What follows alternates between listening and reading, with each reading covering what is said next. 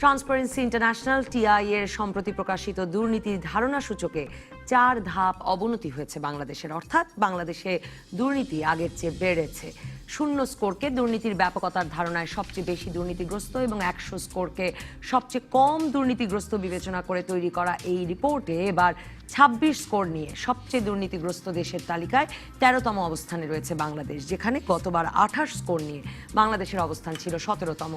সরকার ও রাজনৈতিক দল এক হয়ে যাওয়ায় স্বার্থের দ্বন্দ্ব তৈরি হওয়া, আর্থিক ও ব্যাংকিং খাতে ঋণ খেলাপি ও জালিয়াতি বৃদ্ধি, টেন্ডার ও নিয়োগে রাজনৈতিক নিয়ন্ত্রণ না কমা, অবৈধ অর্থের লেনদেন বন্ধ না হওয়া, দুর্বল জবাবদিহিতা, দায় মুক্তি ও দুর্বল আইনের শাসন এবং গণমাধ্যম ও সুশীল সমাজের ক্ষেত্র সংকুচিত করাকে বাংলাদেশে দুর্নীতি বাড়ার কারণ হিসেবে চিহ্নিত করেছে টিআই।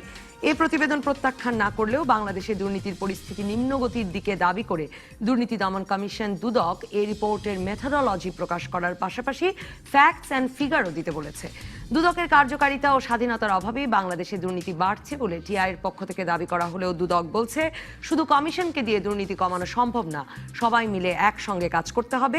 হাই প্রোফাইলদের দুর্নীতি চিহ্নিত করে বিচারের আওতায় আনতে না পারাকে টিআই দুর্নীতি বৃদ্ধির কারণ হিসেবে দেখলেও দুদক প্রশ্ন তুলছে দুর্নীতিবাজ বিদেশে বসে থাকলে তাকে ধরার উপায় কি। টানা তৃতীয় মেয়াদে সরকারে থাকা আওয়ামী লীগ ইশতেহারে দুর্নীতির বিরুদ্ধে জিরো টলারেন্স নীতির কথা উল্লেখের পাশাপাশি প্রধানমন্ত্রী নিজে দুর্নীতি বিরোধী লড়াই অব্যাহত রাখার ঘোষণা দিলেও অঙ্গীকারের সঙ্গে বাস্তবায়নের মিল না থাকাতেই বাংলাদেশে দুর্নীতি বাড়ছে বলে দাবি করছে টিআই। এসব নিয়ে আলোচনায় আজ রাজখান স্টুডিওতে আছেন ঢাকা বিশ্ববিদ্যালয়ের অধ্যাপক ডক্টর এম সিদ্দিকুর রহমান খান, সুচিন্তা ফাউন্ডেশনের চেয়ারপারসন মোহাম্মদ এ আরাফাত এবং পলিসি রিসার্চ ইনস্টিটিউট পিআরআই এর নির্বাহী পরিচালক ডক্টর আহসান এইচ মনসুর। স্বাগত আপনাদের তিনজনকে। আমি ডক্টর এম সিদ্দিকুর রহমান খান আপনাকে দিয়ে শুরু করতে চাই যে বিষয় নির্ধারণ করেছি ধারণায় দুর্নীতি কমছে না, কারণ ট্রান্সপারেন্সি ইন্টারন্যাশনালের এই সূচক যে ধারণার সূচক জানি আমরা সকলেই, কিন্তু দুর্নীতি তো তার মানে কমছে না। গত বছরের চেয়ে এবার স্কোর খারাপ করার একটা অর্থ দাঁড়াতে পারে এই যে মানুষের মনে দুর্নীতি বাড়ছে, এরকম একটি ধারণা প্রবল হয়ে উঠছে। ধন্যবাদ আপনাকে। 1995 সাল থেকে টিআই এই ধরনের বিশ্বের দুর্নীতির পরিমাপক তারা রিপোর্ট প্রকাশ করছে এবং বাংলাদেশে 2001 সাল থেকে তারা এই রিপোর্টটি প্রকাশ করছে বাংলাদেশকে অন্তর্ভুক্ত করে। এবং বাংলাদেশ 2001 সালে তদানীন্তন আওয়ামী লীগ সরকার যখন ক্ষমতায় ছিল সেই সময় প্রথম রিপোর্টটি প্রকাশ হয় এবং বাংলাদেশে তখন দুর্নীতিতে বাংলাদেশ 1 নম্বরে বিশ্বে চ্যাম্পিয়ন হয়েছিল। পরবর্তীতে বিএনপি সরকারের আমলেও ধারাবাহিকভাবে এটা আরও 4 বার বাংলাদেশের ললাটে এই কলঙ্কতি লোকটা ছিল। মাঝখানে কিছুটা উন্নতি হয়েছিল এবং মানুষ আশাবাদী হয়েছিল, কিন্তু এইবার টিআইবি গতকাল যে রিপোর্টটি প্রেস করলো একযোগে সারা বিশ্বের টিআই এর সাথে যুক্ত করে, সেখানে আমরা দেখলাম যে বাংলাদেশের এই দুর্নীতিতে আমাদের যে গত বছরের যে অবস্থান ছিল তার থেকে আমরা 4 ধাপ 13তমে আমরা আছি এবং 180টি দেশের মধ্যে আমাদের অবস্থান 149 এবং দক্ষিণ এশিয়ার সার্কভুক্ত দেশগুলোর মধ্যে আমাদের নিচে আছে শুধুমাত্র আফগানিস্তান। আর আমরা এশিয়া প্যাসিফিক অঞ্চলের দেশগুলোর মধ্যে এখানে বাংলাদেশের অবস্থান 4র্থ। আর এশিয়ার দেশগুলোর মধ্যে আমাদের নিচে আছে শুধু সাউথ কোরিয়া, আরেকটা কোন দেশ আছে বোধহয় আমাদের, কম্বোডিয়া। তো এই রকম একটা অবস্থায় আমাদের বাংলাদেশের এই রিপোর্টটি হলো এবং এই রিপোর্ট নিয়ে আমরা ইতিমধ্যে আপনি উল্লেখ করেছেন যে টিআইবির এই রিপোর্টটিকে সম্পর্কেও ইতিমধ্যেই দুর্নীতি দমন কমিশন তারাও একটা প্রতিক্রিয়া, চেয়ারম্যান সাহেব একটা প্রতিক্রিয়া ব্যক্ত করেছেন এবং আমি খুব আশ্চর্যের সাথে এই প্রতিক্রিয়াটা লক্ষ্য করেছি যে দুর্নীতি দমন কমিশনের চেয়ারম্যান মহোদয় যে ধরনের বক্তব্য রেখেছেন এবং উনি রীতিমতো টিআইবিকে কতগুলো ফ্যাক্টস ফিগার পরিসংখ্যান দিতে বলেছেন। টিআইবি তো আজকে শুধুমাত্র এইভাবে রিপোর্ট প্রকাশ করেনি, তাদের রিপোর্ট প্রণয়ন প্রক্রিয়া এবং প্রকাশ করার প্রক্রিয়াটা এরকমই। এবং বাংলাদেশের এই যে অবস্থানটি আপনি দেখেন যে টিআইবি বা টিআই তারা বৈশ্বিক যে জরিপ, তাদের কোনো জরিপ কিন্তু এই ক্ষেত্রে তারা ব্যবহার করে না। বিশ্বের অনেকগুলো 13টা প্রতিষ্ঠানের জরিপকে তারা কাজে লাগায় এবং বাংলাদেশের ধারণা সূচক যেটা তৈরি করা হয়েছে সেখানে 8টা আন্তর্জাতিক জরিপ সংস্থার তথ্য উপাত্তগুলোকে কাজে লাগানো হয়েছে এবং সেইখানে টিআই বা টিআইবি তাদের কোনো জরিপের ফলাফল সেখানে যুক্ত করা হয়নি এবং 8টা যাদের করা হয়েছে সেইগুলোকেও তারা কিন্তু প্রকাশ করেছে যে এদের করা হয়েছে এবং কলম্বিয়া ইউনিভার্সিটি, প্রাগ ইউনিভার্সিটি, জার্মানির যাদের যে ইনস্টিটিউট, সেগুলোর তথ্য উপাত্তগুলো বিশ্লেষণ করে সেখানে করা হয়েছে। তো আমাদের যেটা মনে হয়েছে যে দেখেন আপনি গত কয়েক বছর ধরে বাংলাদেশের যে দুর্নীতির কথা আমরা জানি, সেই দুর্নীতির খাতগুলোর মধ্যে আমাদের ব্যাংকিং এবং আর্থিক সেক্টর, এবং আমরা কিছুদিন আগে জেনেছি যে আমাদের আর্থিক খাত, বিশেষ করে ব্যাংকিং খাতে বড় দুর্নীতির কারণে 22,000 কোটি টাকা লোটপাট হয়েছে। এবং আর্থিক খাতে আপনি দেখেন যে খেলাপি ঋণের পরিমাণ 11% বেশি, মোট যে ঋণ হয়েছে 11% হয়েছে, এবং এইগুলো বাংলাদেশের কোনো সাধারণ মানুষ এই ঋণ পায়নি, বা এটা সব রাঘব বোয়ালদের, বড় বড়দের। আমাদের শেয়ার বাজারের সেটা কথা আপনি বলে মনে করছেন ধারণা, এবং টিআইবি নিজেও, আসলে টিআই নিজেও, এটা ট্রান্সপারেন্সি ইন্টারন্যাশনালেরই প্রতিবেদন, তাদেরও ধারণা যে এই বড় অর্থ খাতের এই দুর্নীতিগুলো একটা বড় জিনিস ভূমিকা আপনাকে রেখেছে। আমি একটু খালি যুক্ত করে দিতে চাই, সেটা হলো যে আপনার জিএফআই বলে যেটা আছে আমাদের, হ্যাঁ জিএফআই, ওয়াশিংটন ভিত্তিক, যেটাকে আমরা বলি যে গ্লোবাল ফাইন্যান্সিয়াল ইন্টিগ্রিটি, সেইখানে তারাও কিন্তু বাংলাদেশ সম্পর্কে একটা খুবই আশঙ্কাজনক তথ্য প্রকাশ করেছে যে গত এক দশকে, 11 বছরে বাংলাদেশ থেকে প্রায় 6 লক্ষ কোটি টাকা বিদেশে পাচার হয়েছে। এবং এগুলোর সাথে যারা জড়িত আছে তারা বড় রকমের মাল্টিন্যাশনাল কোম্পানি থেকে বড় রকমের কোম্পানি, তারাই এগুলো করেছে, এবং এইগুলো সবকিছুই আমাদের খাতে, আমাদের এই অবস্থানের ক্ষেত্রে যুক্ত হয়েছে। বিস্তারিত আলাপে আসবো। মোহাম্মদ আরাফাত, আসলে দুর্নীতির ধারণা, দুর্নীতি নিয়ে আশঙ্কা, অস্বস্তি যে আমাদের প্রত্যেকের মধ্যে আছে, সেটা তো বোধহয় আওয়ামী লীগ স্বীকার করে। কারণ আওয়ামী লীগ স্বীকার করে বলে আওয়ামী লীগ নির্বাচনের আগে দুর্নীতির বিরুদ্ধে জিরো টলারেন্সের কথা বলেছেন প্রধানমন্ত্রী, মাদক জঙ্গিবাদের সঙ্গে এর বিরুদ্ধে লড়াইকে মিলিয়েছেন। 25 তারিখ প্রধানমন্ত্রীর একটি ভাষণ আমি সংবাদ মাধ্যমে দেখছিলাম, সেখানে তিনি বলছেন যে সমাজের সর্বস্তরে দুর্নীতি নিয়ে অস্বস্তি রয়েছে, এবং তিনি বলছেন আমি জানি সমাজের সর্বস্তরে দুর্নীতি নিয়ে অস্বস্তি রয়েছে। কাজেই সেই ধারণারই তো প্রতিফলন টিআই এর এই রিপোর্ট। Not really. তার আগে আমি যাওয়ার আগে জিএফআই রিপোর্টটা নিয়ে, যেটা সিদ্দিক ভাই লাস্টে যেটা বললেন, এটা ছোট্ট ক্লারিফিকেশন দিই। উনি জিএফআই রিপোর্ট থেকে যে জিনিসটা কোট করলেন, কথা সত্য, কিন্তু এটা অর্ধেকটা সত্য, পুরোটা সত্য না। উনি শুধু বললেন জিএফআই রিপোর্টে বাংলাদেশ থেকে গত এক দশকে কত টাকা পাচার হয়েছে সেটি শুধু বললেন, হুইচ ইজ ট্রু। কিন্তু এই জিএফআই রিপোর্টেই কোন ফর্মুলা ফলো করে তারা এটা করেছে এবং আরও কোন কোন দেশের নাম এই লিস্টে আছে এটা উনি বললেন না। যদি আপনি রিপোর্টটা পড়ে দেখেন, দেখবেন প্রথম 10-এর মধ্যে বাংলাদেশ নাই, ওই 10-এর মধ্যে ইন্ডিয়া আছে, চায়না আছে, ইন্দোনেশিয়া আছে, সাউথ আফ্রিকা আছে, ব্রাজিল আছে, নাইজেরিয়া আছে। মানে আপনি একটু শেষ করে নিন, একটা সেকেন্ড আমি শেষ করে নিলে বুঝতে পারবেন। তার মানে হচ্ছে জিএফআই রিপোর্টটা পড়লে আপনি যেটা মনে হবে, এই যে মুদ্রা পাচারের যে বিষয়টা, এটা ইউনিক টু বাংলাদেশ না, it's a global phenomena, it's a global problem. আমার কথা হচ্ছে যে গোটা বিশ্ব যেখানে, মানে চায়নার মতন কট্টর কমিউনিস্ট কান্ট্রি, ভারতের মতন রিলেটিভলি বেটার গণতান্ত্রিক কান্ট্রি, তারাও এই চ্যালেঞ্জ মোকাবেলা করে পেরে উঠছে না, সেখানে বাংলাদেশে শেখ হাসিনার গভর্নমেন্টের কাছে কি জাদুর কাঠি থাকবে যে সে এটা মোকাবেলা করে পেরে যাবে। আমার কথা হচ্ছে একটা বিষয়কে আপনি out of the context place করে, মানে শুধু দোষ চাপায় দেওয়ার যে চেষ্টাটা, সেটাকে আমি বলি অর্ধ সত্য, এটা পুরো সত্য না। আমি বলেই নিলাম যে ওনার তথ্য কিন্তু সত্য, কিন্তু পুরোটা বললে জিনিসটা ক্লারিফাই হয়। Number 1 GFI. দ্বিতীয়তে আমি আসি আপনার টিআইবি রিপোর্টটা নিয়ে। আপনি পৃথিবীর অন্য কোনো দেশে দেখবেন না টিআইবি রিপোর্ট নিয়ে কোনো পত্রিকা একবার ফ্রন্ট পেজে হেডলাইন করে, আর কোনো টক শোতে দেখবেন না কোনো দেশে আলোচনা করে। এই বাংলাদেশ এটা করি শুধু। ইভেন আমি থাইল্যান্ডে গেছি, পৃথিবীর বিভিন্ন দেশে টিআই রিপোর্টে একবার ভিতরে পেজে ছোট করে একটা রিপোর্টটা আসে, এটা নিয়ে কোনো উচ্চবাচ্য হয় না, কারণ টিআই রিপোর্টকে গুরুত্বই খুব একটা দেওয়া হয় না, কারণ এটা কমপ্লিটলি ধারণাগত দুর্নীতির কথা বলছে। একটা জিনিস হচ্ছে যে আপনার আসল দুর্নীতি আর ধারণাগত দুর্নীতি পার্থক্যটা কি জানেন? এই যে পদ্মা সেতু ভিত্তিক যে দুর্নীতির যে একটা, এটাকে প্রচারণা বলি বা একটা সিচুয়েশন অ্যারাইজ করলো, কানাডার কোর্টে যে এটা নিষ্পত্তি হওয়ার আগ পর্যন্ত আপনি বাংলাদেশের যে কোনো মানুষকে তখন প্রশ্ন করে দেখতেন, ধারণাটা কি হতো? 100%, 110% দুর্নীতি হয়েছে। দ্যাট ওয়াজ দ্য ধারণা। কাজেই ধারণাগত দুর্নীতির এখানে বিপদ আছে, কিন্তু এটাকে আপনি মেজার করতে গেলে আরো বড় বিপদ। টিআই ওইটাকে আবার মেজার করতে চায়। আমার কথা হচ্ছে মাননীয় প্রধানমন্ত্রী যেটা বলছেন, আপনি যেটা বললেন যে দুর্নীতি নিয়ে অস্বস্তি আছে, এটা তো ধারণা না, এটা তো আমরা জানি। তৃতীয় বিশ্বের দেশে অন্যান্য দেশ দুর্নীতি নিয়ে চ্যালেঞ্জ ফেস করে, ইনক্লুডিং ইন্ডিয়া, আমাদের নেইবারিং কান্ট্রি। আমরা সে ধরনের দুর্নীতির চ্যালেঞ্জ ফেস করি এবং করছি। 8-10টা তৃতীয় বিশ্বের দেশের যে বাস্তবতা, আমরা সেই বাস্তবতা বাইরে না, এবং বাংলাদেশের ক্ষেত্রে ক্ষেত্র বিশেষে একটু, অনেক ক্ষেত্রে অনেক বেশি, এবং সেটা আমরা সবাই জানি। কিন্তু এটাকে আপনি যখন মেজার করে আপনি বলছেন 1 ধাপ এগিয়েছে 5 ধাপ নেমেছে, এটা আপনি কিভাবে করছেন? সেই মেথডোলজি জানতে আমি চাইতেই পারি। আপনাকে আমি সিম্পলি আরেকটা ছোট্ট উদাহরণ দিলে বুঝতে সুবিধা হবে। কিন্তু মানে আমি বলতে চাইছি সাধারণ মানুষের ধারণা, প্রধানমন্ত্রীর ধারণা আর টিআই এর ধারণায় আসলে তো কোনো পার্থক্য নেই, আমরা সকলে তো এক পেজে। পার্থক্য আছে। টিআই কিভাবে বলছে যে 4 ধাপ পিছিয়েছে, এটা আপনি কিভাবে মেজার করবেন? দুর্নীতি আছে এটা আমরা জানি, মানে এইখানেই প্রবলেমটা, এখানে প্রবলেমটা দেখেন। আরেকটা আপনাকে আমি বলি ডিফারেন্সটা কোথায়।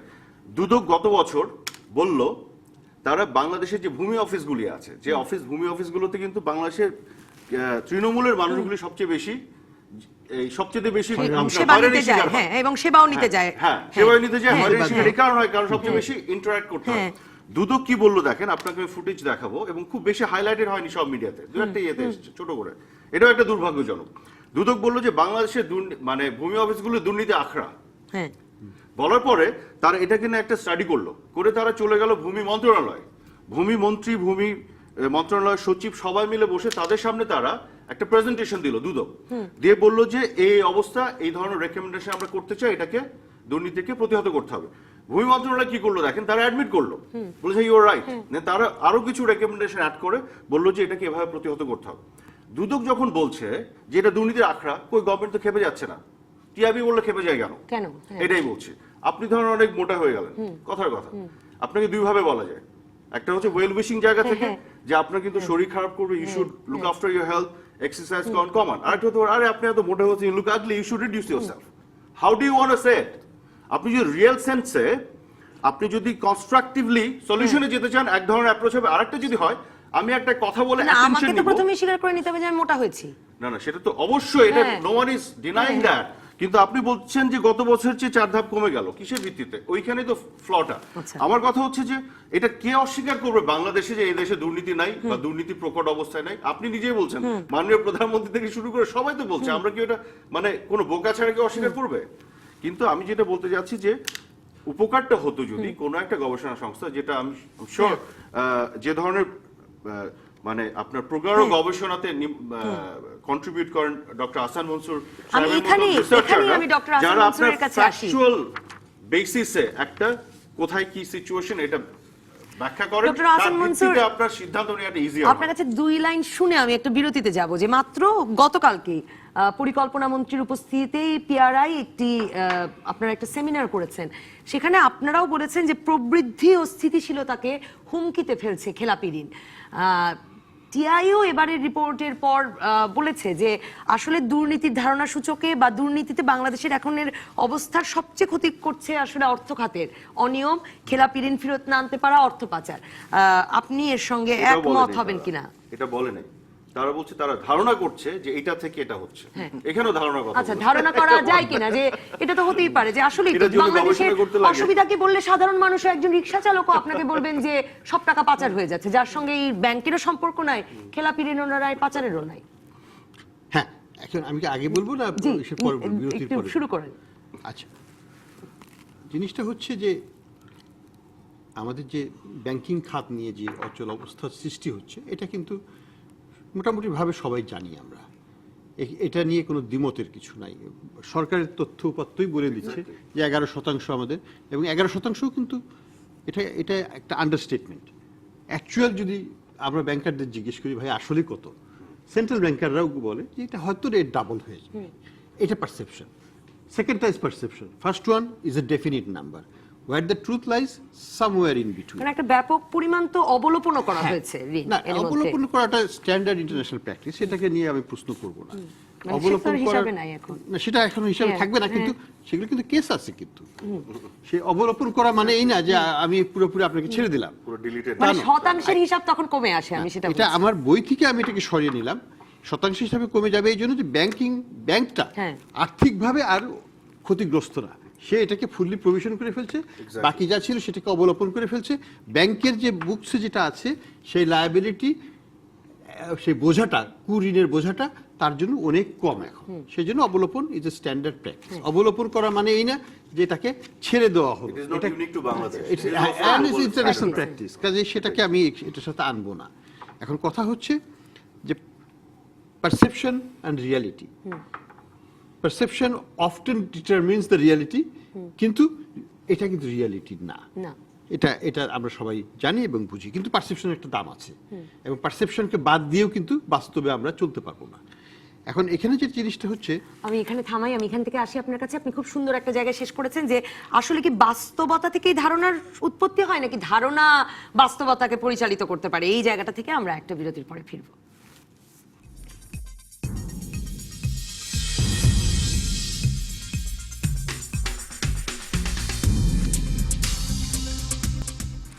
ফিরে এলাম রাজকাহনে।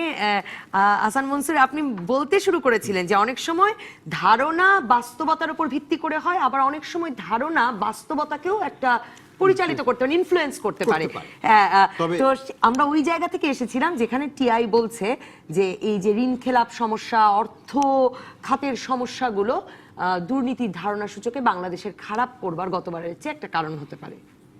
দেখুন, আমি মনে করি যে সমস্যাটা প্রকট। যে কোনো পারসেপশন অ্যাঙ্গেল থেকে আমরা দেখি না কেন, বাংলাদেশের দুর্নীতির প্রবণতা অনেক বেশি এবং সর্বস্তরে এটা কিন্তু বিরাজমান। শুধু ব্যাংকিং খাত না, যে ভূমি মন্ত্রণালয়ের কথা আমরা আলাপ করছিলাম, it's a den of corruption. কেউ সেখানে পয়সা না দিয়ে, ব্যাপক অঙ্কের পয়সা না দিয়ে কোনো কাজ তাদের কাছ থেকে করিয়ে আসতে পারবে না। একেবারে অসম্ভব ব্যাপার সেটা। তো এই জিনিসগুলো, এই যে বিআরটিএ, যে কোনো ড্রাইভার্স লাইসেন্স যে কেউ নিতে যাক, সে যদি 25 বছরের পুরনো ড্রাইভার হয়, তাকে টাকা দিয়ে ড্রাইভার্স লাইসেন্স নিতে হবে। এই যে জিনিসগুলো হচ্ছে, এটা কিন্তু জনগণ কিন্তু প্রত্যেক দিন এটাকে দেখে, তার ভুক্তভোগী। যে ট্রাক নিয়ে আমরা দেখি যে ট্রাক ড্রাইভারকে থামিয়ে পয়সা নিচ্ছে 200 টাকা, এটা তো আমরা সবাই দেখছি আমরা, এটাকে অস্বীকার করার কিছু নাই। আমি মনে করি যে ধারণাটা বাস্তবতা থেকেই আসছে, এটা বাস্তবতা বর্জিত নয়। তবে আমি যেটা মনে করি, জিনিসটা আপেক্ষিকভাবে না দেখে আমাদেরকে দেখা উচিত অ্যাবসলিউট সেন্সে, যে এটা একটা বড় সমস্যা, বড় আকারের সমস্যা, এবং বাংলাদেশকে এবং বাংলাদেশ সরকার, জনগণ, সবাই, সিভিল সোসাইটি। মাননীয় প্রধানমন্ত্রী যেভাবে দেখে যে কথাগুলো বলেছেন, এক্স্যাক্টলি উনি তো হোলিস্টিক্যালি দেখে উনি মন্তব্যটা করছেন। এটাকে অ্যাড্রেস করতে হবে সবাইকে মিলে। এখানে উই ভার্সাস দে করলে পরে সমস্যাটা অন্যদিকে মোড় নিয়ে নেয়। আমি মনে করি কনস্ট্রাকটিভ হতে হবে, যে এটা আমাদের সমস্যা। বিএনপি আমলেও সমস্যা ছিল, আওয়ামী লীগের আগের আমলেও ছিল, এখনকার আমলেও আছে। কাজে এটাকে আমাদের হ্যান্ডেল করতে হবে একটা জাতীয় সমস্যা হিসাবে, এবং সেটা কিভাবে যদি আমরা নিতে পারি, তাহলে বিতর্কের থেকে আমরা দূরে সরে আসতে পারি। কিন্তু সমস্যাটাকে অ্যাড্রেস করার জন্য একটা কনস্ট্রাকটিভ একটা স্ট্র্যাটেজি সরকার নিতে পারে, যে নন কন্ট্রোভার্সিয়াল হতে পারে, এবং সেইভাবে আমাদের এগুলো। একটি দুর্নীতির সমন্বিত কৌশলের কথা অনেকে বলছেন, দুর্নীতি বিরোধী। সেই প্রসঙ্গে যদি আপনি কোনো মন্তব্য করতে চান সেটা শুনবো। আর আমি আপনার কাছে এরপরে যখন আবার আসবো, তখন আমি এও শুনবো যে আপনারা তো বলেছেন যে উন্নয়ন, প্রবৃদ্ধি, স্থিতিশীলতাকে খেলাপি ঋণ ক্ষতিগ্রস্ত করছে। আমাদের প্রধানমন্ত্রী এই কথাটাও গত কিছুদিনের বলেছেন যে দুর্নীতি দ্বারা দেশের অর্জন সমূহ নষ্ট হবে, সেটা আসলে হতে দেওয়া যাবে না। অনেকে বলছেন জিডিপিকেও প্রভাবিত করে দুর্নীতি। আমি অর্থনীতির সেই সূত্রটাও আপনার কাছে বোঝবার চেষ্টা করব। মোহাম্মদ আরাফাত, আপনি নিশ্চয়ই, আপনার মনে থাকবে যে খানা জরিপ বলে একটি জরিপ হতো দুর্নীতি বিরোধী প্রতিষ্ঠান ট্রান্সপারেন্সি ইন্টারন্যাশনাল বাংলাদেশ করে প্রতি বছর, এবং গত বছর যখন তারা 2017টা প্রকাশ করলো, তখন দেখা গেল যে দেশের তাদের জরিপের, আমি জরিপের সাইজটা আপনাকে বলবো, কিন্তু তারা বলছেন যে 89% মানুষই মনে করেন ঘুষ না দিলে কোনো সেবা খাতেই সেবা মেলে না। এই ধারণাগুলো তো আসলে আছে, যেটা আহসান মনসুরও বলছিলেন। না, অবশ্যই। আপনি দেখেন, যেখানে প্রশ্নটা হচ্ছে যে আজকে বাংলাদেশে কে বলবে দেশে দুর্নীতি নাই, মাননীয় প্রধানমন্ত্রী থেকে শুরু করে সবাই তো এটা you have to accept the fact যেটা আছে, এবং এদেশে রন্ধ্রে রন্ধ্রে আছে দুর্নীতির প্রবণতা। অনেকেই দেখবেন যারা দুর্নীতির বিরুদ্ধে কথা বলছে, তারাও নিজের লাইফে এসে কোনো একটা সিচুয়েশন আটকে যে দুর্নীতির মধ্যে ঢুকে যাচ্ছে। হ্যাঁ, তো এই দালাল ধরি আমরাও, এক্স্যাক্টলি, এবং আমার নিজে দেখা আমরা দুর্নীতিকে ইন্ডালজ করি। মানে ধরেন সেবা, মানে বিভিন্ন সরকারি অফিসে যারা আছে, অনেক সময় আমরা ইন্ডালজ করি যাতে তারা দুর্নীতি প্রবণ হয়ে ওঠে।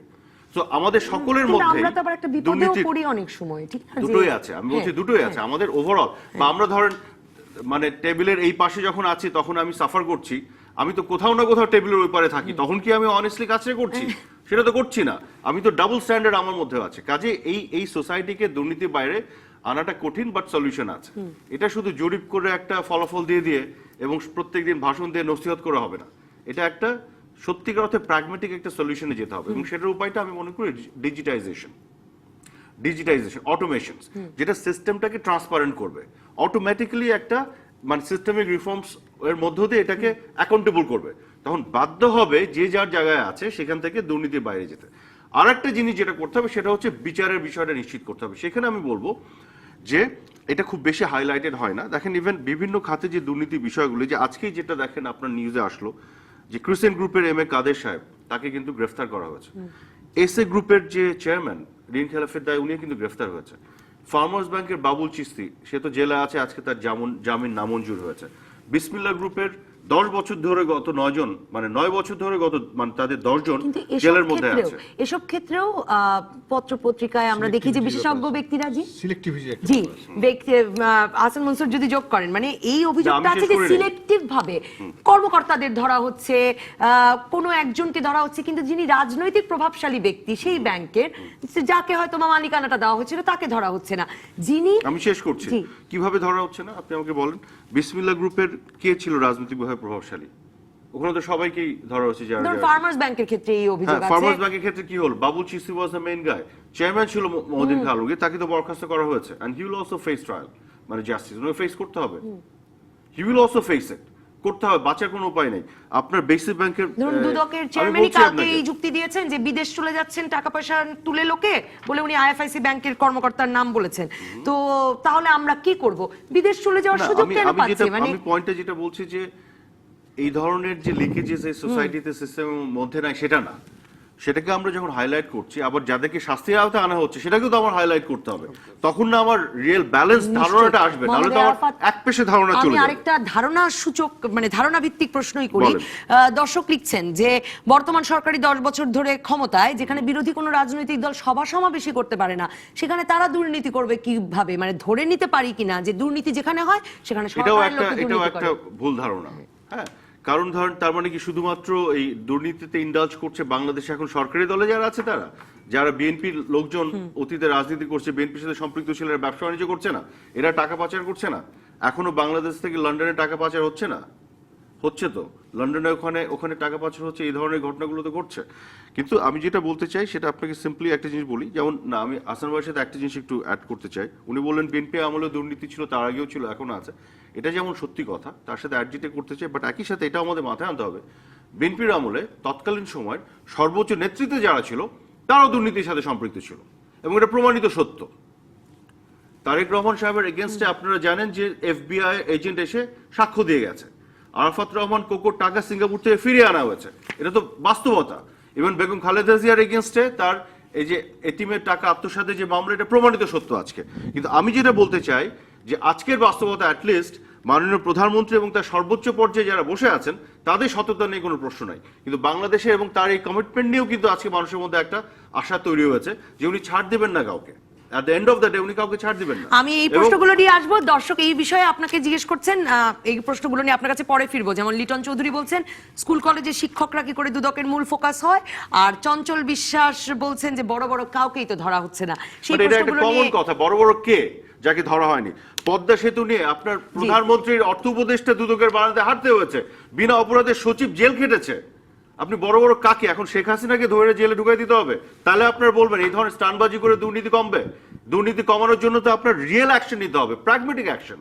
আপনি একটা ধরনের কিছু স্টানবাজি করে দেখা দিলেন, মানে আমি যদি তাতে হয়ে ক্রিসেন্ট যাবে। গ্রুপের কথা বলি, এটা তো সেই জনতা ব্যাংকের কেলেঙ্কারি না, মানে ক্রিসেন্ট গ্রুপের যেটি সর্বশেষ, মানে এই সিলেক্টিভ, আমি মনে হয় আসান মনসুরের কাছ থেকে শুনবো সিলেক্টিভ বিচার অর্থ খাতে সেই অভিযোগটি সম্পর্কে। কে সিলেকশনের মধ্যে কে পড়েছে যাকে ধরা হয়নি? আমার ধারণা আসান মনসুর আরো পরিষ্কার করে বলতে পারবেন। আমি তো কয়েকটি উদাহরণ নিশ্চয়ই দিতে পারবো। সিদ্দিকুর রহমান খান, আপনার কাছে যেতে চাই। হ্যাঁ, সিদ্দিকুর রহমান খান, কথা আমি নিজে বলেছি। আচ্ছা, আমরা একটু বলি। হ্যাঁ, বাচ্চু সাহেব বলি, উনি তো আবার ছেড়ে দিচ্ছে তো, আবার বাচ্চু সাহেবকে তো ধরেনি, ধরার বিষয়ে উনাকে না ধরতে পড়ে গেলেন, আচ্ছা, উনাকে তো ছাড় দিচ্ছে না। উনাকে আমরা না, একটু বলি। জি সিদ্দিকুর রহমান খান। আচ্ছা, আমি প্রথম কথা হলো যে আরাফাত ভাইয়ের সাথে একটু ভিন্নমত পোষণ করতে চাই যে আমরা এখন আসলে টিআইবির ধারণা সূচক নিয়ে অনেক প্রশ্ন উত্থাপন হয়েছে, এবং আমরা এই সরকারের কর্তা ব্যক্তিদের থেকে শুরু করে সবাইকে হরহামেশা ওই বিএনপির 4 বারের দুর্নীতি 5 বারের 4 বারেরটাকে 5 বার করিয়ে অনেক আলোচনা হয়েছে। এবং গত বছর যখন আমরা সূচকে 2 ধাপ আমাদের অগ্রসর হয়েছে এই টিআইবির রিপোর্টের ভিত্তিতে, টিআইএ রিপোর্টের ভিত্তিতে, তখন কিন্তু সরকারের সর্বোচ্চ লেভেল থেকে একেবারে সবাই আত্মশ্লাঘা এমনভাবে প্রকাশ করেছে যে বাংলাদেশকে দুর্নীতি থেকে মুক্ত করার আমরা দ্বার প্রান্তে গিয়েছি। আমরা এগুলোতে আশাবাদী হই নিঃসন্দেহে। উনি যে বলছেন যে দুর্নীতিতে আসলে আমরা কি অবস্থার মধ্যে আছি, আপনি দেখেন এই যে স্বাস্থ্য খাত আমাদের একটা বড় দুর্নীতির খাত, এক আফজাল দম্পতির শত শত কোটির সম্পত্তি হলো, পত্রিকায় কিন্তু এর আগেও প্রকাশিত হয়েছে যে স্বাস্থ্য খাতটা নিয়ন্ত্রণ করে মুতাজ্জেরুল ইসলাম মিঠু নামে এক মাফিয়া ডন, এবং এই মাফিয়া ডনের সমস্ত কর্মকাণ্ডকে এতদিন পর্যন্ত তাদেরকে আশ্রয় প্রশ্রয় দিয়েছে, এবং পত্রিকায় নাম উল্লেখ করে এই স্বাস্থ্য খাতের দুজন সিনিয়র সচিব যিনি সাবেক সচিব, তারপরে আপনার একজন উপসচিব, তারপরে দুর্নীতি দমন কমিশনের একজন সহকারী পরিচালক, যাদের আশ্রয় প্রশ্রয়ে তারা যে কি রকম মানে প্রামাণিক দলিল পত্রপত্রিকায় আসছে, কিন্তু মুতাজ্জেরুল ইসলামের বিরুদ্ধে এখন পর্যন্ত এই কয়েক বছরে কোনো ব্যবস্থা কিন্তু হয় নাই, হয়েছে আফজালের বিরুদ্ধে। আমি মনে করি এটাও অনেক ভালো কাজ, ভালো দৃষ্টান্ত। তো আমরা যেটা বলছি যে দুর্নীতি দমন কমিশনের পরিচালককেও কিন্তু বরখাস্ত হতে হলো কয়েকদিন আগে, যে দুর্নীতির দায়ে তাকে বরখাস্ত হতে হলো, এবং আজকে দুর্নীতি দমন কমিশনের চেয়ারম্যান যেরকম, অবশ্যই এটাকে আমরা অনেক সাধুবাদ জানাই। এবং বলা হয়েছিল 2013 সালের মানে দুদকের যিনি চেয়ারম্যান ছিলেন, আমার নামটা এখন মনে পড়ছে না, উনি বলছিলেন যে আমাদেরকে একটা নখদন্তহীন প্রতিষ্ঠানে রূপান্তরিত করা হয়েছে যে দুর্নীতি দমন কমিশন। আমার মনে হয় 2013 সনে উনি যে সত্যটা উপলব্ধি করে নিজের বিবেকের তাড়নায় প্রকাশ করেছিলেন, দুর্নীতি দমন কমিশন সেটা থেকে খুব বেশি বের হতে পেরে স্বাধীন প্রতিষ্ঠানে রূপান্তরিত হয়েছে। তিনি বলে আসছেন যে এটা বলা যাবে না, উনি মনে করেন না, ওটা উনি বলতে পারেন না, আমরা ওনাদের কর্মকাণ্ডে এখনো সেরকম আশ্বস্ত হতে পারছি না। উনি টিআইবির কাছে বলেন যে আপনারা ধরিয়ে দেন কারা আছে, এটা কি টিআইবির দায়িত্ব ধরিয়ে দেওয়ার জন্য যে কে মহাসমুদ্রে আমরা কোথায় খুঁজবো? এটা কি আমাদের দায়িত্ব, সাধারণ মানুষের দায়িত্ব? এর জন্য সরকারের নির্দিষ্ট এজেন্সি আছে, তারা এইগুলো খুঁজে বের করবেন। আর আপনি দেখেন এই যে আজকে কয়েকদিন ধরে টিআইবি একটা নাটক শুরু করেছে, কোন স্কুলে যে হেডমাস্টার উপস্থিত নেই, দুদক একটা নাটক শুরু করেছে, কোন স্কুলে যে কোন শিক্ষক হাজির নেই, কত টাকা প্রাইমারি স্কুলের বেশি নেওয়া হয়েছে, এইগুলো নিয়ে এখন হাজার কোটি টাকার যেখানে প্রশ্ন, সেইগুলোর নিয়ে তাদের যতটুকু মাথা ব্যথা না, তার চেয়ে এইরকম সস্তা জনপ্রিয়তা, এবং এইগুলো জনগণ কিভাবে প্রতিক্রিয়া ব্যক্ত করছে সেটাও যদি দুদক উপলব্ধি না করতে পারে, তাহলে কিন্তু মানে তারা যে মহান উদ্দেশ্য নিয়ে এত বড় বড় কথা বলছেন সেটা কোনোটাই সফল হবে না। একটা বিরতিতে যাব, বিরতির পর আহসান মনসুর, আপনি যদি সিলেক্টিভ বিচার, মানে বেছে বেছে কাউকে বিচারের মুখোমুখি করা হচ্ছে, কাউকে করা হচ্ছে না, এই যে যাকে ঢালাও ধারণা বলছেন মোহাম্মদ আরাফাত, কিন্তু এই ধারণাটি নিয়ে আমার দর্শক অনেক প্রশ্ন করেছেন, সেই প্রসঙ্গে শুনবো। আর মোহাম্মদ শাহিদুজ্জামান বলছেন যে দুদক চেয়ারম্যান নিজেই তো বলেছেন যে মহাসমুদ্রে, দুর্নীতির মহাসমুদ্রে কাকে রেখে কাকে ধরবেন, তারপরে এখন কেন টিআইবির প্রতিবেদন তিনি মেনে নিতে পারছেন না। একটা বিরতির পর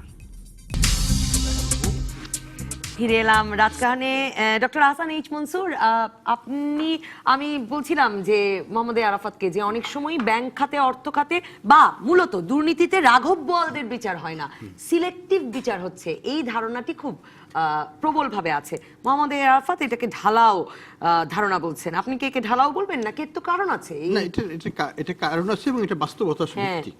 কারণ আমরা দেখেছি, আমাদের যদি কোনো দৃষ্টান্ত স্থাপন করতে হয় তাহলে এমন কিছু ব্যক্তিকে ধরতে হবে যারা হাই ক্রাইমে করেছে এবং হাই ফ্লাইং, তাদেরকে ধরতে হবে, তাহলেই দৃষ্টান্ত স্থাপিত হয়। দৃষ্টান্ত কিন্তু ওই স্কুল মাস্টারকে নিয়ে দৃষ্টান্ত স্থাপন করলে এটা আরো পারসেপশন ক্রিয়েট করে। স্বাস্থ্য অধিদপ্তরের আফজালকে ধরলেও বোধহয় হয় না, এটা হবে না। এটা ধরতে হবে যারা সত্যি সত্যি রাঘব বোয়াল। আমি একটা জিনিস বিশ্বাস করি না যে রাঘব বোয়াল, চুনোপুটি সবাইকে আমরা সমানভাবে ট্রিট করব। ওটা বলেছিলেন কে? দুদকের প্রথম যে কেয়ারটেকার গভর্নমেন্টের সময় যে জেনারেল সাহেব ছিলেন, উনি বলেছিলেন wrong strategy, you can't treat them equal. রাঘব বোয়ালদের মাধ্যমেই ছোটদেরকে চুনোপুটিকে শিক্ষা দিতে হবে, বলে না ঝিকে মেরে বউকে শিক্ষা দেওয়া, ঠিক অনেকটা সেটা রিভার্সটা। এখানে শিক্ষাটা দিতে হবে রাঘব বোয়ালদেরকে, কয়েকটা সিলেক্টিভলি ধরলেই কিন্তু কাজ হয়ে যেত। কিন্তু আমরা যেহেতু একটাকেও ধরি নাই, বড় এবং যাদের সাথে রাজনৈতিক সংশ্লিষ্টতা আছে তাদেরকে কিন্তু টাচ করা হয়নি, এটা বাস্তবতা। এ কারণেই এই সিলেক্টিভিটি নিয়ে প্রশ্নটা আসে। যদি এটা নির্মোহভাবে করা হতো যে না, তার যে কোনো অ্যাফিলিয়েশন থাকুক, সে দোষী এবং সে বড় রকমের ক্রাইম করেছে, আমরা তাকে রাজনৈতিকভাবে প্রশ্রয় দেব না, কোনো ধরনের তাকে আইনের আওতায় নিয়ে আসব, এটা যদি একটা দুটো ক্ষেত্রেও করা হতো তাহলে কিন্তু অনেক সবাই একটু নড়ে চড়ে বসতো এবং খুব সাবধান হয়ে যেত। এখন কিন্তু বেপরোয়া। কাজে আমি মনে করি যে এইখানে সিলেক্টিভিটিটাকে আমরা প্রপারলি ব্যবহার করি না, ক্রাইটেরিয়া ভিত্তিক না, it is more of A motivated ওয়েতে কিছু লোককে করা হচ্ছে, যারা যে অপোজিশনে থাকে তাদেরকে অবশ্যই করা হয়, আমরা জানি, কিন্তু নিজের দলের লোককেও কিছু কিছু ধরে করতে পারলে পরে এটা কিন্তু সবার জন্য একটা শিক্ষণীয় জিনিস হতে পারতো। আর একটা জিনিস আমি মনে করি, দুর্নীতি দমন কিন্তু শুধুমাত্র একে ধরলাম ওকে মারলাম এই ধরনের করলে কিন্তু হবে না, এটাকে একটা সিস্টেমেটিক ওয়েতে এটাকে এগিয়ে নিতে হবে। দুর্নীতি দমন কমিশন একাই পারবে? কারণ আমাদের দর্শকরা না, নিজেরা একা লিখছেন যে কোনোদিন- আমাদের সারা শরীরে ক্যান্সারের মতো ছড়িয়ে গেছে, আমরা সবাই এর সঙ্গে জড়িত। যে এখানে প্রথম আমাদের সামাজিক বলছিলেন। সামাজিক একটা আন্দোলন দরকার, রাজনৈতিক আন্দোলন দরকার, এবং দুর্নীতি দমন কমিশনের মতো একটা প্রতিষ্ঠান। আমাদের এইটা এক্সাম্পল নিব না, আমি বলবো ভারতীয় দুর্নীতি দমন কমিশন বা আমেরিকার যেটা যারা কোনো উদাহরণ সৃষ্টিকারী বিচার ট্রাম্পের করে। বিরুদ্ধেও তারা হ্যাঁ। দুর্নীতি তারা তার tax অ্যালিগেশনটাকে file খুঁজছে এখনো। ইনভেস্টিগেট করছে, হ্যাঁ। এখনো করে যাচ্ছে। হ্যাঁ। তো এই ধরনের প্রতিষ্ঠান যারা নির্মমভাবে তাদের কাজ করতে পারে এবং তারা কোনো চাপের মুখে নথি স্বীকার করে না, তাদের হেড যদিও পলিটিক্যালি অ্যাপয়েন্টেড, কিন্তু তাদের ভিতরের কার্যক্রম তারা তাদের মতো করে যাচ্ছে, প্রেসিডেন্টকে ইনভেস্টিগেট করছে তারা। তো এই ধরনের প্রতিষ্ঠান যদি আমরা একটা সৃষ্টি করতে পারতাম, তাহলে কিন্তু আমরা অনেক দূরে এগোতে পারতাম। তবে এটা ঠিক, বাংলাদেশে ওই প্রতিষ্ঠান, ওই রকমের প্রতিষ্ঠান বর্তমানে একটাও নাই। মোহাম্মদ আরাফাত, এই যে সরকার জিরো টলারেন্সের কথা বলছেন, সরকার 100 দিনের যে নতুন মন্ত্রীরা এসেও যে সব কথা বলছেন, তারাও সকলে দুর্নীতির বিরুদ্ধে জোরালো বক্তব্য রাখছেন। প্রধানমন্ত্রী তো বলছেনই, ইশতেহারের সময় বলেছেন, আগে বলেছেন, এখনো বলছেন। আরো আমাদের ভেতর একটা প্রত্যাশা তৈরি হচ্ছে কিনা, এবং এই প্রত্যাশা আসলে হতাশ হওয়ার সুযোগ তৈরি করছে কিনা? করবে না, আমি বিশ্বাস করি যে এটার মধ্যে আমরা একটা ইতিবাচক ফলাফল দেখব। তার আগে আমি যেটি বলতে চাই, যে ধরেন আমাদের আকাঙ্ক্ষা তো যে বাংলাদেশকে আমরা সুইজারল্যান্ড বানিয়ে ফেলবো, আমাদের সকল প্রতিষ্ঠান ডেনমার্ক, নরওয়ে, আপনার নেদারল্যান্ডস এরকম হবে। কিন্তু এই আকাঙ্ক্ষা তো করলে হবে না, বাস্তবতার মধ্যে অপারেট করতে হবে। আমরা তো এখনো তৃতীয় বিশ্বের একটা দেশ, তৃতীয় বিশ্বের 8-10টা দেশের যে মানুষের যে সোশিও ইকোনমিক আপব্রিঙ্গিং, তার যে নেচার, তার বাইরে তো আমরা না। আলাদাভাবে দু একটা জিনিস ওয়েস্টার্ন ওয়ার্ল্ডের মতন হবে, বাকিটা বাংলাদেশ থাকবে, এটা তো হবে না। কিন্তু গ্র্যাজুয়ালি করতে হবে। সেই করার জায়গা থেকে আমি যেটা বলবো সেটা হচ্ছে যে Sheikh Hasina as a prime minister last 10 ইয়ার্সে উনি যে সুশাসনের উচ্চ শিখরে বাংলাদেশকে নিয়ে গেছেন সেটি নয়, কিন্তু সেখানে নিয়ে যাওয়ার জন্য যে যথেষ্ট সদিচ্ছা দেখানো দরকার সেটি উনি দেখেছেন। এটা আমাদের অ্যাপ্রিসিয়েট করতে হবে। কেন বলি, যেমন ধরুন এই যে উনার ক্যাবিনেটের একজন ইনফ্লুয়েন্সিয়াল মিনিস্টার গত টার্মে, তার মেয়ের জামাই বিচার ফেস করেছে, হাইকোর্টের রায়ে ফাঁসি দণ্ডাদেশ ভুক্ত। আবার ওনাকে গ্রেফতার করতেও হাইকোর্ট থেকে নির্দেশনা আনতে হয়েছিল। হোয়াটএভার, তার মানে তো এটা সিস্টেম অপারেট করছে, গভর্নমেন্ট তো ইনফ্লুয়েন্স করছে না হাইকোর্টকে। আমরা কথায় কথায় যে বলি গভর্নমেন্ট ইনফ্লুয়েন্স করে প্রভাবশালীদের ধরাছোঁয়ার বাইরে রাখে, কই ধরাছোঁয়ার বাইরে তো রাখতে পারেনি। This is what I am trying to say. উনার একজন ক্যাবিনেট মিনিস্টারের পুত্র একটা ইয়ের দায়ে, অন্যায় অপরাধের দায়ে জেল খেটেছে দীর্ঘদিন। একজন এমপি যাবজ্জীবন, এমপি এখনো জেলে আছে, গতবারের এমপি যিনি ছিলেন। আরেকজন এমপি গ্রেফতার হয়ে জেলে গেছেন, জামিনে বাইরে আছেন, তার বিরুদ্ধে বিচার চলছে। এগুলো সদিচ্ছার যে নিশানা আমি আপনাকে বলছি। তারপর আমি আপনাকে বলি, এই যে বিসমিল্লাহ গ্রুপের যে গ্রুপটা, এরা তো বহুত টাকার মালিক, এরা তো ইনফ্লুয়েন্সিয়াল। পলিটিক্সকে তো টাকা দিয়ে ইনফ্লুয়েন্স করা যায়, কই করতে তো পারেনি, শেখ হাসিনার গভর্নমেন্টকে তো পারেনি। হলমার্কের এই ভদ্রলোক, তার তো টাকা পয়সার অভাব ছিল না, সে তো ইনফ্লুয়েন্স করতে পারেনি, সে তো কম হাই ফ্লাইং না। আমি যদি আসান ভাইয়ের কথার সাথে সুর মিলে বলি, ডেস্টিনি গ্রুপের আমিন সাহেব, তারও তো কম ইনফ্লুয়েন্স ছিল না, প্রভাব প্রতিপত্তি, টাকা পয়সা। 5,000 কোটি 6,000 কোটি টাকা ঋণ দিতে আর আমি কারা আসছি। কারা লাভবান হলো? আচ্ছা, আমি আসছি। এগুলো তো জনগণ জানতে চায়। আর কারা কারা হলো আপনি বলে দেন না। আমি তো বলছি এরাই হয়েছে, যারা হয়েছে, যারা অন্যায়টা করেছে তারা সবাই বিচার প্রক্রিয়ার মধ্যে আছে। ফার্মার্স ব্যাংকের Babul Chishti, the main culprit, ঠিক আছে। এবং মহিউদ্দিন খান আলমগীরকে তো ছাড় দেওয়া হয়নি, তাকে বরখাস্ত করে দেওয়া হয়েছে চেয়ারম্যানের পদ থেকে, যাকে ভাঙিয়ে বাবুল চিস্তি এই কাজগুলি করেছে। আমি বলতে যাচ্ছি শেখ হাসিনা কাউকে ছাড় দিচ্ছেন না। পদ্মা সেতু ভিত্তিক মিথ্যা অপরাধে তার অর্থ উপদেষ্টা দুদকে বারান্দা হাঁটতে বাধ্য হয়েছে। বাচ্চু সাহেব, এই যে বাচ্চু সাহেবের কথা বলা হয়, বিশাল প্রভাবশালী। এখন আইনকে তো তার প্রক্রিয়া চলতে দিতে হবে। ধরুন বেগম জিয়া 10 বছর ধরে মামলা চলার পর ওনার যখন নিম্ন আদালতের রায় আসলো, আমরা অনেকেই সমাজে বলেছি তড়িঘড়ি করা হয়েছে। তো আপনার আইন তো মানে খালেদা জিয়া আর বাচ্চু সাহেব ভেদে চলবে না, সবার জন্য একই রকম চলবে। ওইটার জন্য আমাদের আইনে তো দীর্ঘসূত্রিতা আছে। তো ওইখানেও আপনি ইভেন্চুয়ালি দেখেন কি দাঁড়ায়, ছাড় তো পাচ্ছে না কেউ, ইন্টারোগেশন ফেস করছে, মামলার মধ্যে পড়ছে, বিচারের মধ্যে আসছে। আমি বলছি হ্যাঁ, সর্বোচ্চ শিখরে আমরা যাইনি, বা সদিচ্ছার যথেষ্টটা শেখ হাসিনা দেখিয়েছে। সিদ্দিকুর রহমান খান, মেহেরুন্নেসা নামে আমাদের একজন দর্শক লিখছেন যে দুদকের লোকজন প্রাইমারি স্কুল তদারকি করতে গেছেন, এবার হয়তো হাই স্কুল আর কলেজেও যাবেন, কিন্তু সরকারি বিশ্ববিদ্যালয়ে গিয়ে শিক্ষকদের কতজন অননুমোদিতভাবে অনুপস্থিত আছেন, কতজন কিভাবে আসছেন, বা এমনকি অনেক সরকারি বিশ্ববিদ্যালয়ের উপাচার্যরা জায়গায় থাকছেন কিনা সেগুলো দেখতে তো দুদক যাচ্ছে না। মানে সেখানেও মানুষ রাঘব বোয়ালদের ধরতে চাইছেন বোধহয়।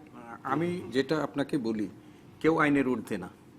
প্রাইমারি স্কুলের একজন শিক্ষক, সে যদি অপরাধ করে, একজন সাধারণ মানুষ, তারও যেরকম শাস্তি হওয়া উচিত, বিশ্ববিদ্যালয়ের একজন শিক্ষক যে প্রক্রিয়াকে তার অপরাধের জন্য মানে তার বিচার নিশ্চিত করা উচিত, সেটা করা উচিত। তাকেও কোনো রকমের দায় মুক্তি দেওয়ার কোনো রকমের সুযোগ আমি আছে বলে আমি মনে করি না।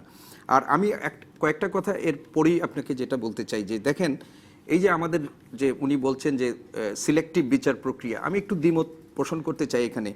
আমাদের বাংলাদেশ ব্যাংকের রিজার্ভ চুরি হয়ে গেল, ফিলিপাইনের রিজার্ভ ব্যাংকের একজন কর্মকর্তার শাস্তি হলো, আমাদের দেশেও তো তদন্ত হয়েছে, সেই তদন্ত রিপোর্ট জমা হয়েছে। আমাদের দেশে এই পর্যন্ত কার শাস্তি হয়েছে? আমরা মামলা করেছি আবার আজকে এই ফেডারেল রিজার্ভ ব্যাংক, আমেরিকার ফেডারেল রিজার্ভ ব্যাংকের আমার বাংলাদেশের এই বাংলাদেশ ব্যাংকের যারা জড়িত, এখানে আমার দেশের যারা জড়িত আছে তাদের ব্যাপারেও তো রিপোর্ট জমা হয়েছে। সেই রিপোর্টের পরিণতিটা কি? আপনি দেখেন, শেয়ার বাজার কেলেঙ্কারি হয়েছিল আমাদের, সেই শেয়ার বাজার কেলেঙ্কারির পরিপ্রেক্ষিতেও সংসদীয় তদন্ত কমিটি হয়েছে এবং ইব্রাহিম খালেদ সাহেব ছিলেন, ওনার নেতৃত্বেও তদন্ত কমিটি হয়েছে। সেইগুলোর রিপোর্টের যারা এর সাথে জড়িত ছিলেন তারা আমাদের দেশের রাঘব বোয়াল। আমি বলছি না সে কোন রাজনৈতিক দলের সেই পরিচয় না, রাঘব বোয়াল, তাদের বিরুদ্ধে কিন্তু ব্যবস্থা নেওয়া যাচ্ছে না। আপনি বলছেন খালেদা জিয়ার, আমি আরেকটু কথা বলি, খালেদা জিয়ার যে এই যে বলছেন যে এতিমের টাকা, এটা অনেক সরলীকরণ বক্তব্য।